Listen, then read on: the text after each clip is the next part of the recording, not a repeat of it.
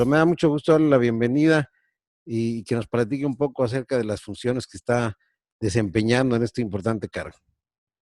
Gracias, Juan. Gracias a Estribor, que es el espacio de comunicación que tiene el sello personal de Juan Carlos Alimayor Franco, en el que podemos hablar ahora sí con toda franqueza. Pues, pues yo estoy aquí. Este es el Tribunal Federal de Conciliación y Arbitraje. De aquí estamos haciendo la entrevista. Este tribunal es el que norma las relaciones laborales entre los trabajadores al servicio del Estado. Tiene una novedad de que ahora es el que revisa la parte de la reforma laboral que tiene que ver con el sindicalismo. Por acá pasa la elección del CENTE, de la FEDSE, de los sindicatos de controladores aéreos. Entonces la tarea aquí es una tarea de orden legal, pero también de mucho manejo de intereses políticos. Hay una reforma laboral muy importante, ¿no? Que cambia la relación de los una sindicatos. Reforma que ayudó a hacer un cambio en la organización del poder político en nuestro país. Hablábamos del viejo corporativismo, ¿Sí? de la adhesión forzosa al momento de ser contratado de un trabajador a los sindicatos. Esto ya cambió, maestro. Cambió con la reforma laboral porque, para platicarlo de manera sencilla, antes un obrero se afiliaba, entraba, llenaba su solicitud de trabajo y en ese momento era parte del sindicato de la sección sindical de la CTM, por ejemplo, o si era mesero de la CROC, o si era albañil o constructor en algunas partes de la CROM, o si era obrero de textilero a la CTC del Estado de México. Habían 3, 4 federaciones que el Estado las controlaba. Y que era el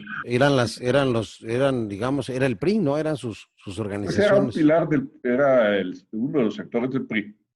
Pues el hecho de que al llenar la solicitud del trabajo quedara afiliado al sindicato y el sindicato estuviera afiliado a una central y esta central fuera parte de un sector del PRI, pues hacía priistas en automático a cualquier trabajador sin preguntarle.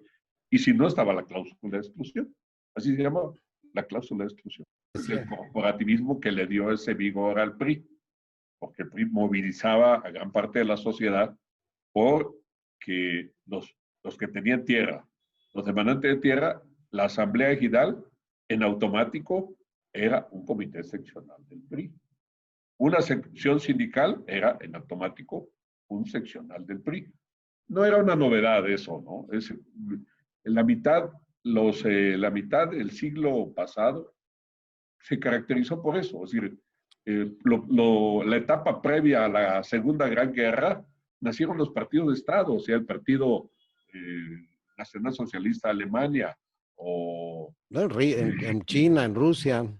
Sí, a los que tuvieron revoluciones socialistas, ¿no? Sí. Eso. Y también los fascistas como Italia, ¿no? Sí, ahí viene Facere, de Manojo. Sí, sí. Y el Manojo viene haciendo ya toda una gran armazón de carácter político. Y en México el arquitecto, el constructor de esto es Plutarco Elías Calles, ¿no? Que esto Pues, pacifica al país, ¿no? Él era el presidente.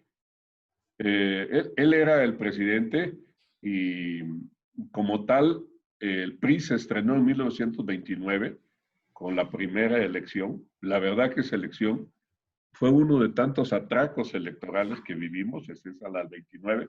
Recordarás que fue José Vasconcelos, el candidato del partido antireeleccionista y que llenaba las plazas de aquel país de, ¿qué? Sería de 16 millones de habitantes, 17 millones de habitantes. Y bueno, finalmente a Vasconcelos se le reconocieron algo por ahí como 14,000 votos y a Pascual Ortiz Robio 1,100,000 votos. La gente se movilizó con Vasconcelos y también fue la primera asamblea del PRI que se hizo en Querétaro. Y a esa Entonces, asamblea Partido Nacional Revolucionario, ¿no? del Partido Nacional Revolucionario, a esa asamblea narraba el anecdotario que fue invitado el embajador Morrow de Estados Unidos y que iba en camino en el coche, en el asiento de atrás, Calles como presidente, no era presidente, como jefe máximo, el presidente era Portes Gil. Y en el camino no hablaba Calles, no hablaba inglés y el otro, el embajador, casi no hablaba español. Entonces iban platicando de quién era el bueno. Y el bueno era Aaron Sainz.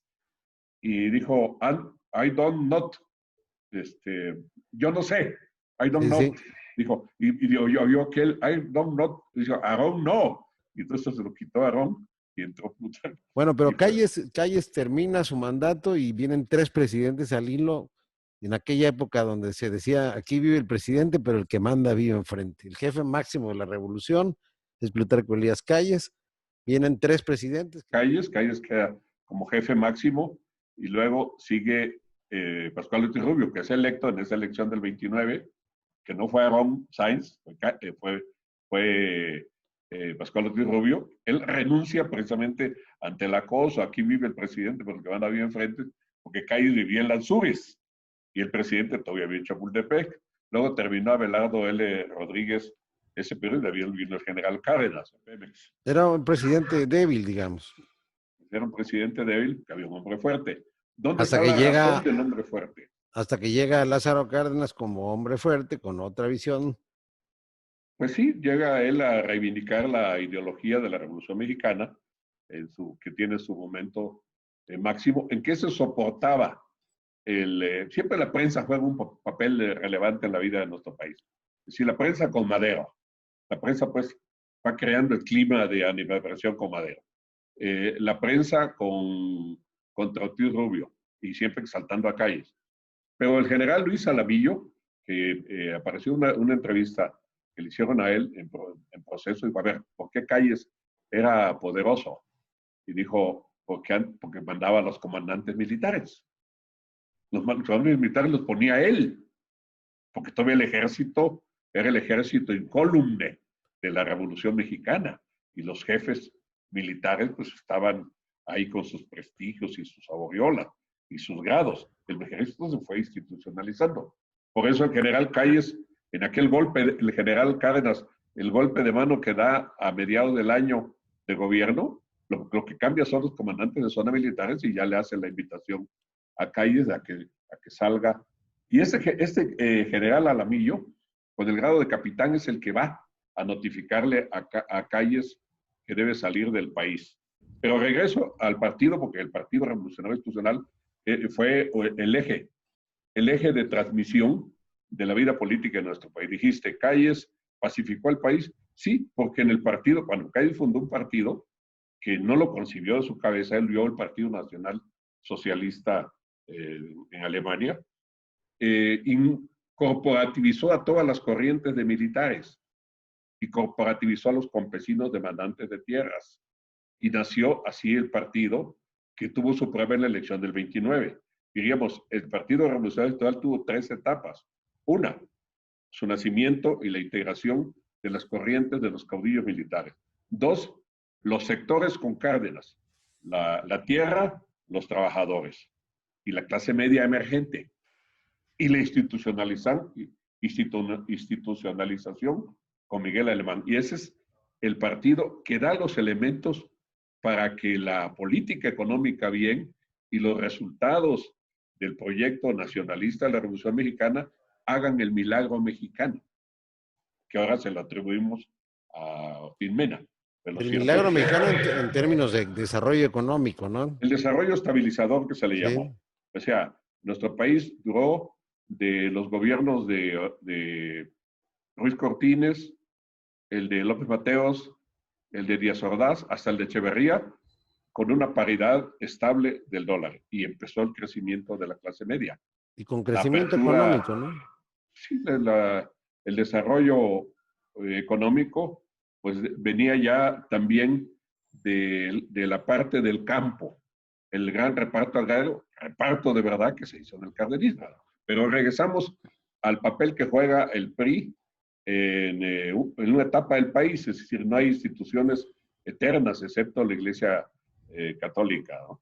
Pero el PRI, como partido de Estado o partido del gobierno, cumple su ciclo por algo, porque en México empieza a haber reclamo de apertura democrática, de democratización. El indicador, el catalizador es el movimiento estudiantil del 68.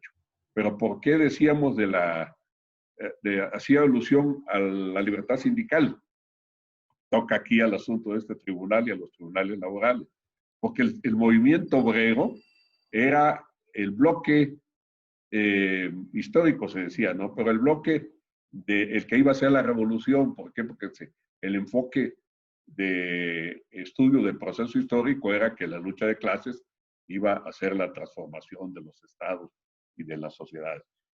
Pero se neutraliza con el movimiento obrero en nuestro país, con la CTM y con el PRI, y empieza a ser el PRI gobierno, un partido y un gobierno que procesa la pugna electoral, pero también estabiliza los conflictos de clases, hasta que en un momento que ya no es viable y empieza a haber ya los hechos políticos, los electorales, y nosotros empezamos a ver, es decir, el agotamiento del modelo de partido único con la elección de Salinas de Gortari. Y que es donde viene la gran reforma que crea la independencia del Instituto Federal Electoral, ¿no? Viene una primera reforma, el nacimiento del IFE, ¿no? El Ahora es IFE, el Instituto exacto. Nacional Electoral, el que yo fui vocal de organización aquí en la Ciudad de México, fui la comisión redactora del COFIPE, y se integró el primer IFE, pero era un IFE austero, no era esta Monstruo. caja, esta caja de privilegios que es ahora, ¿no? Que no lo toquen, no la toquen, porque bueno, pues están tocando los privilegios. No, pues los salarios, etcétera, los niveles que había, cómo se trabajaba. Pero todavía los consejeros se nombraban en la Secretaría de Gobernación. Todavía los vocales eran gente gubernamental, como yo mismo. Era juez y parte el gobierno. Entonces, y el presidente del Consejo era el secretario de Gobernación. ¿Y el que hace la gran reforma es Reyes Heroles? ¿O con Reyes Heroles Bueno, se crea el IFE? con Reyes Heroles se crea la primera reforma, la Lope, a raíz. La Lope. ¿Cuál es el detonador? El detonador es el movimiento estudiantil del 68 y sus consecuencias. Que son, digamos, del 68 al 76, 8 años después. 68, la Lope se promulga, creo, en el 79, porque son los primeros diputados que se le empieza a llamar De plurinominales. representación proporcional, sí. De representación proporcional. Se Eso aplica, descompresiona un poco, ¿no? Permite a las minorías ser representadas, y esto es importante, ¿no? Claro, dicen que dijo Reyes Heroles, abramos las compuertas antes que Nesa se nos venga encima.